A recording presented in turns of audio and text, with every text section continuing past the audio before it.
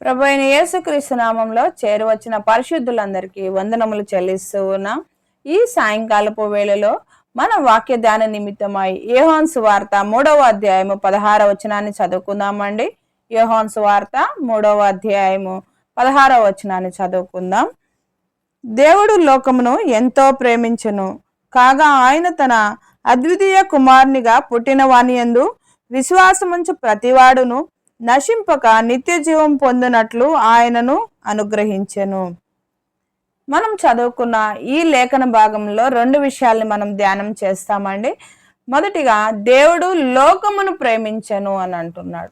దేవుడు లోకమును ప్రేమించాను. లోకము అనగా లోకములో ఉన్న నిన్ను నన్ను ప్రేమించాడు.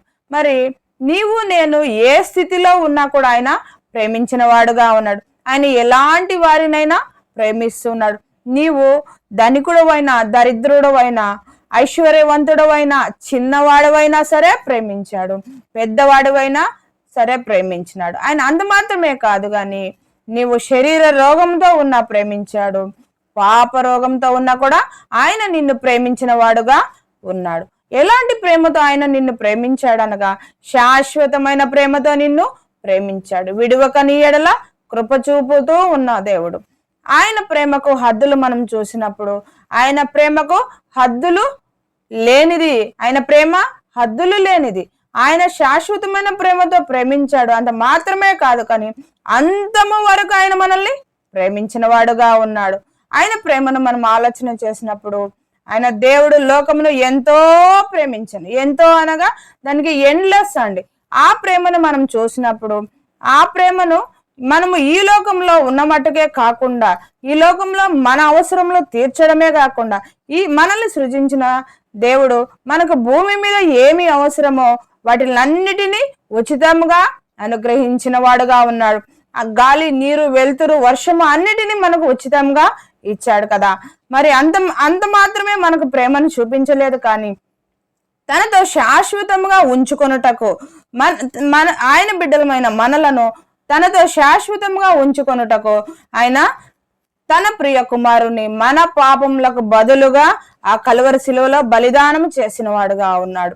నీవు నేను చేసిన పాపములను బట్టి దేవునితో సహవాసము కోల్పోయి ఉండగా ఆ సహవాసము దేవునితో మళ్ళా మనము పునరుద్ధరించుకోవడానికి ఆ ప్రియ తండ్రి మన పాపములకు రావాల్సిన శిక్షను తన కుమారుడి పైన వేసి ఆ కుమారుని ఆ కలువరి శిలువలో బలి చేసిన వాడుగా ఉన్నాడు.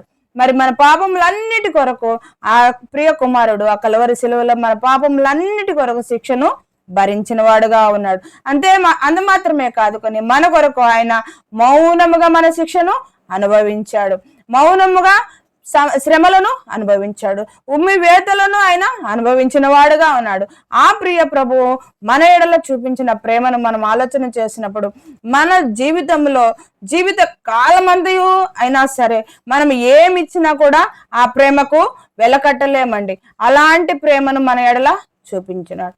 మరి అలాంటి ప్రేమకు బదులుగా మనం ఆయనతో కూడా కలిసి ఉండే సదాకాలము నిలిచి ఉండే భాగ్యాన్ని ఆయన ఇచ్చిన దేవునికి మనము ఎంత కృతజ్ఞులమై ఉండవలసిన కదా.